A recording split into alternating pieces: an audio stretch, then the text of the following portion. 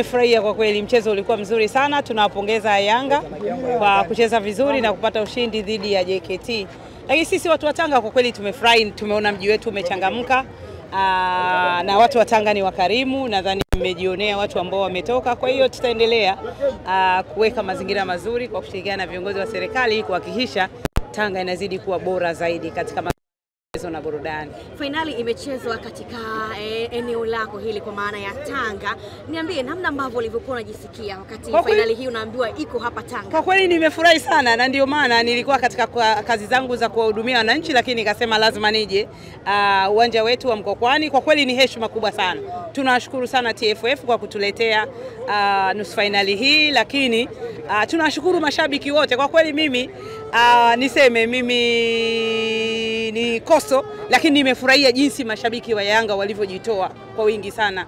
Jana usiku nilikuwa nakula hapo chips hapa Mkokwani.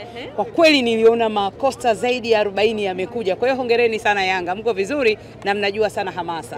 Kwa niaba ya wanatanga, mmejisikiaje mchezo huu mkubwa kuweza kuletwa hapa Tanga? Tumefurahi sana kwa kweli. Tumefurahi sana, tumepewa heshima kubwa sana, na naamini kwamba wageni wetu pia wamefurahi kukaa Tanga. Tanga haja leo kuondoka majaliwa, ni watu wakarimu, tuna vyakula vizuri. Kwa hiyo naamini wageni wetu wamefurahi. Na tuleteeni michezo mingi zaidi na mechi nyingi zaidi. Kipi kimekufurahisha leo? Kwa kweli leo nimefurahi kuona uwanja wa Mkokwani umejaa sana. Lakini jana jioni niliona yale makosta yamekuja kwa wingi, alafu yameandikwa hatuchezi ngo.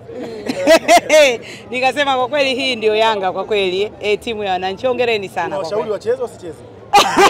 Hilo swali la kizushi.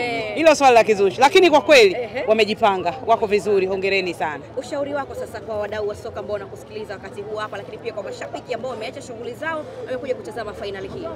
Kwa kweli kama kubwa nimesoma comment 2-3 kuhusu uwanja kwamba pitch inahitaji kuboreshwa zaidi. Kwa hiyo ni uwanja wa chama chetu, lakini kwa kushirikiana na wadau, kwa tutaendelea kutafuta wadau wa kuboresha zaidi.